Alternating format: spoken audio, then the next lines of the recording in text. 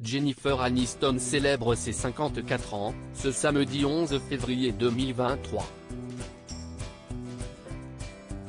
L'occasion d'évoquer son rapport à la chirurgie esthétique, elle qui a déjà fait refaire son nez. Mais comme elle l'avait expliqué dans les pages du magazine InStyle, elle a eu recours à cette opération pour des raisons de confort et médicales. Si j'ai eu une opération du nez, c'était pour remettre ma cloison nasale dans l'axe et m'aider à mieux respirer. Maintenant, je respire beaucoup mieux et la nuit je dors comme un bébé.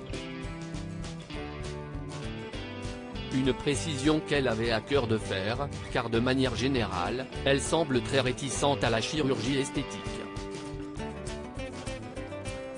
Ce que j'ai vu, ce sont des femmes qui essaient de rester sans âge.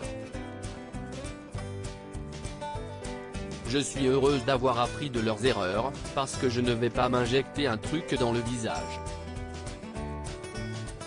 Quand je les vois, j'ai mal au cœur.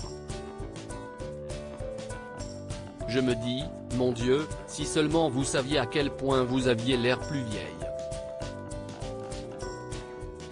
Elles tentent d'arrêter le temps qui passe, et l'on sent à quel point elles n'ont pas confiance en elles. Je ne juge pas les gens, mais j'aimerais parfois supplier celles que je connais qui s'apprêtent à en faire de ne pas toucher à leur visage, avait-elle déclaré il y a plusieurs années pour Yahoo Beauty.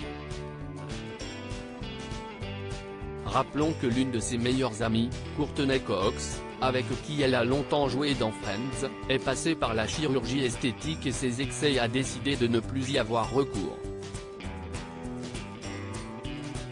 J'adorerais perdre 2 ou 3 kilos. Jennifer Aniston assurait également que si elle avait cédé à cette pratique, cela aurait fortement déplu à l'acteur Justin Theroux, son compagnon de l'époque dont elle est désormais séparée. Il me tuerait si je touche à ma tête, rire. Cet entretien était aussi l'occasion pour la star de Friends d'évoquer son corps. J'adorerais perdre 2 ou 3 kilos.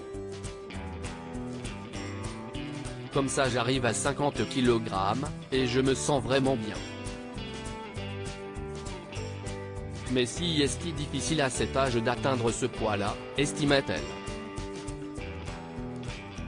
A noter que depuis cette interview, l'ex-femme de Brad Pitt possède toujours un corps de rêve. Son secret ? Une alimentation équilibrée, ainsi que de la boxe, de la corde à sauter, du sport intensif, et beaucoup de travail avec des bandes élastiques, comme l'expliquait son coach sportif Leon Azubaik au magazine Von Health en 2021.